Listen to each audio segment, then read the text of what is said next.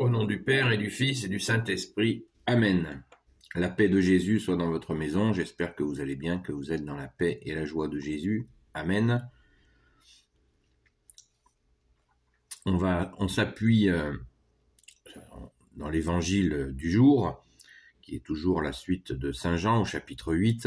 Donc là, on va continuer. Hier, on s'est arrêté au verset 47 du chapitre 8. Et on va continuer on va finir le paragraphe. Dans le contexte, c'est bien-aimé Jésus, tu dis au maître de la loi, aux pharisiens, que tu es en train de leur expliquer que tu étais là dès le commencement. Donc, comme le dit le Saint Credo de Nicée, je crois en un seul Dieu, le Père Tout-Puissant, Créateur du ciel et de la terre, de l'univers visible et invisible. Je crois en un seul Seigneur, Jésus-Christ, le Fils unique du Père, né du Père avant tous les siècles. Né du Père avant tous les siècles. Il est Dieu né de Dieu. Vous connaissez la suite. Né du Père avant tous les siècles. Méditons cette partie du Saint Credo de Nicée pour comprendre la parole du jour. Voilà. J'y reviendrai. Les trois croix, on commence l'évangile et on s'accroche à toi Jésus parce que ça va être sportif. Merci Jésus. Aussitôt, les Juifs lui dirent, n'avions-nous pas raison, tu es un Samaritain ou tu as un démon? Jésus leur répondit, je n'ai pas de démon, simplement vous m'insultez parce que j'honore mon Père. Je n'ai pas besoin de défendre mon honneur. Un autre s'en charge et fera justice. En vérité, je vous le dis, si quelqu'un garde ma parole, il ne connaîtra pas la mort pour toujours. Les Juifs lui dirent, maintenant nous savons que tu as un démon. Abraham est mort et les prophètes également. Comment peux-tu dire, si quelqu'un garde ma parole, il ne connaîtra pas la mort pour toujours? Tu es donc plus grand que notre père Abraham, qui est mort, tout comme les prophètes sont morts. Mais pour qui te prends-tu? Jésus alors déclara, si je fais mon éloge, cet éloge ne vaut rien, mais c'est mon Père qui me glorifie, celui que vous appelez notre Dieu. Vous ne le connaissez pas, alors que moi je le connais. Et si je disais que je ne le connaissais pas, je serais menteur comme vous. Car moi je le connais et je garde sa parole. Quant à Abraham, votre père, toute sa joie était d'attendre ma venue. Il l'a vu et il s'est réjoui. Les Juifs alors lui dirent, tu n'as pas encore 50 ans et tu as vu Abraham? Jésus leur répondit, en vérité, je vous le dis, avant qu'Abraham ne soit venu, moi je suis. Sur ce, ils cherchèrent des pierres pour les lui jeter, mais Jésus se cacha et sortit du temple. Alléluia. Béni soit le Père, le Fils et le Saint-Esprit. Amen. C'est moi qui rajoute Alléluia. Oui, Alléluia. Gloire à toi, Jésus. Donc, je ne sais pas si vous faites le lien avec, voilà, Abraham qui se réjouit.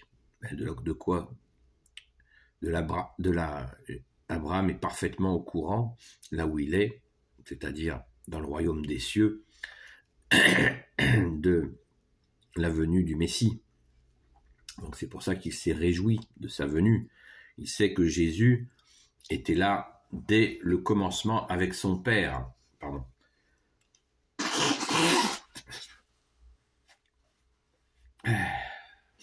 Donc,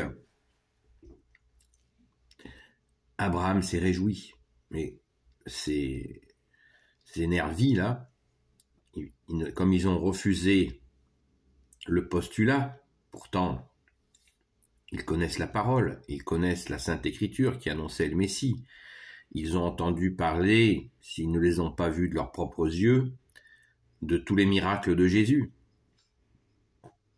Et pourtant, et ils savent, par la parole qu'ils connaissent, que le Messie devait venir. Alors pourquoi ils refusent ce Messie? Est-ce parce qu'ils attendaient un Messie violent? qui leur redonne le pouvoir, qui vire les Romains en 2 coups de cuillère à peau, et qui leur redonne le pouvoir qu'ils avaient déjà sur le peuple par le moyen de la religion qu'ils avaient détourné pour leurs petits avantages, leur domination sur les gens. Qu'est-ce qu'ils attendaient du Messie? C'est une bonne question. Est-ce que c'est simplement quand ils ont vu que c'était un Messie qui est venu et qui a transmis l'amour du Père, cet amour, cette justice, cette miséricorde qui les a irrités, hein, comme les ouvriers de la première heure qui étaient irrités que les ouvriers de la dernière heure étaient payés de la même manière? Est-ce que c'est la justice qui les a horrifiés parce que la vérité que tu es, Jésus, les a confondus dans leur injustice, leur façon de juger les gens? Est-ce que c'est cela qui les a mis dans cette colère noire, dans ce sombre projet meurtrier? On ne sait pas, on n'est pas dans leur tronche. Heureusement d'ailleurs, on a assez des nôtres. Mais c'est quand même très, très mystérieux, cette hargne, parce que Jésus serait venu sans preuve, sans ce que tu appelles, bien-aimé Jésus, les œuvres. Hein, quand Jésus nous dit, là, on vient de le lire, que son Père le justifie. Ah oui, le justifie par les miracles. Hein, il y a quelque temps, là, hop, Lazare est ressuscité. Miracle. Ça a fait le tour du pays, c'est évident, ils le savent. Donc, il est justifié, Jésus est justifié, c'est pas quelqu'un qui parle comme ça en l'air. Il y a des milliers de miracles, y compris des morts qui ressuscitent. Donc, pourquoi cet acharnement? Pourquoi? Je pense que nous pouvons légitimement nous poser la question. Et Jésus leur dit toute la vérité, là c'est la transparence complète. Pédagogiquement, Jésus a été crescendo, mollo au début, miracle, ça a commencé avec, vous savez, quand il a transformé l'eau en vin, eh bien ça a commencé doucement. Et puis là, on a jusqu'à Lazare qui ressuscite, et sans parler de tout ce qu'il y a eu, et les miracles y compris qui ont eu lieu dans le temple. Hein? Jésus ne s'est pas caché. Régulièrement, il a fait des miracles dans le temple. Hein, donc les gars, ils sont au parfum que Jésus est justifié. Donc comment ils osent? Parce que eux, quand on contredit quelqu'un qui est justifié comme ça, ben, il faut amener les biscuits. Hein, ça veut dire les arguments. Jésus avait toutes les justifications, sans oublier les justifications de ce que les gens qui étaient touchés et qui le suivaient. Voilà, il n'était pas tout seul. Hein, un gars qui délire tout seul dans son coin. Mais là, il n'y a pas de délire. Hein. Il y a les miracles. La justification du Père est là. Il le dit sans cesse. Mon Père ne me quitte jamais. Il est avec le Père. Et puis ça devait bien se sentir, à moins d'être bétonné dans son cœur, bien sûr. Il ne doit rien sentir, être en carton-pâte. Blindage de chez blindage. Et de ne pas sentir cette puissance du Fils de Dieu qui est là, sous nos yeux. Sous leurs yeux. Bizarre. Il y a quelque chose de malin là-dedans. Hein. D'ailleurs, Jésus leur dit, votre père, c'est le diable. Donc, c'est eux qui sont possédés. Ils disent, c'est l'inversion accusatoire. Ils disent, t'as un démon, mais non, c'est pas Jésus qui a un démon, c'est eux qui ont un démon. Ils sont possédés dans leur orgueil. L'orgueil nous possède. Quand nous sommes pris à nier l'évidence. Nier l'évidence. Jésus dit, j'étais avant Abraham. Ben oui, normal, il était avec son Père avant le commencement, avant la création du monde, Jésus. Rendez-vous, il faut qu'on se rende compte de cela. Est-ce qu'on peut l'imaginer? Non. C'est le mystère de Dieu, mais c'est la vérité. C'est la vérité. Le Père a tant aimé le monde qu'il a envoyé son Fils pour régler le problème.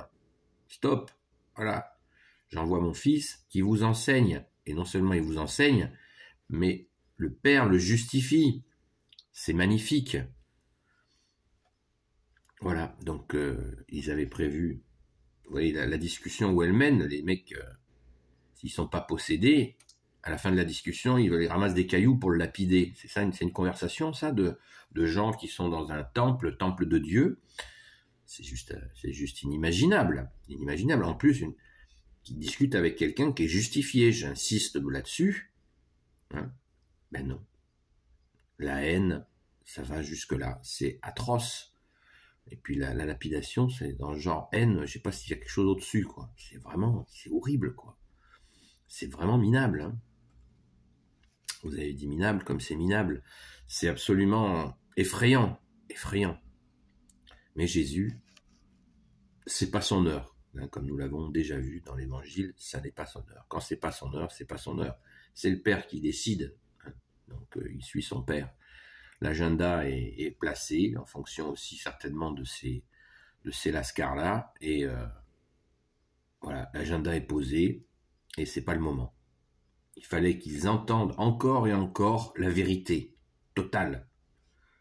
Voilà, sans en enlever une virgule, la vérité. Voilà, Jésus est le Messie, les mecs. Ça vous plaît ou pas, c'est comme ça. Et quand on attend un faux Messie, on attend le diable. Hein. C'est pas, apparemment, il l'avait déjà. Hein. Donc, c'est pas apparemment, Jésus l'aura dit, donc c'est la vérité. Donc, rendons grâce d'avoir été touché, aimer les premiers par toi, Jésus. Car nous ne sommes pas dans ce refus que tu es le seul sauveur, Dieu avec nous, Jésus, le Christ Jésus, comme dit le grand Saint Paul. Béni soit le Père, le Fils et le Saint-Esprit. Amen. Ô Jésus, toi qui peux tout et qui portes tout, toi le Sauveur, toi l'Emmanuel, je te confie toutes celles et ceux qui regarderont cette vidéo, ainsi que leurs proches, selon ta sainte volonté, ô Jésus. Sainte Marie, Reine des cieux, toi l'Immaculée Conception, toi qui écrases le serpent, toi qui as la lune sous tes pas, toi notre Mère, Notre-Dame. Saint Joseph, toi le juste et le saint, toi le sage, toi la terreur des démons, toi le saint gardien de la Sainte Église catholique apostolique. Sainte Marie-Madeleine, notre chère sainte patronne, chère grande sœur, et vous tous les saints et saintes amis de Jésus. Saint Michel Archange, qui est comme Dieu, Saint Gabriel Archange, Saint Raphaël Archange et tes anges guérisseurs. Et vous tous les anges qui servez Jésus, je vous confie toutes celles et ceux qui regarderont cette vidéo, ainsi que leurs proches. Selon ta sainte volonté, ô Jésus, la paix de Jésus soit dans votre maison. S'il vous plaît, pour ceux qui le souhaitent, continuons à prier le jour et la nuit pour la France, le peuple franc, en demandant pardon pour l'apostasie. La paix de Jésus soit dans votre maison, sa paix et sa joie, et à très vite.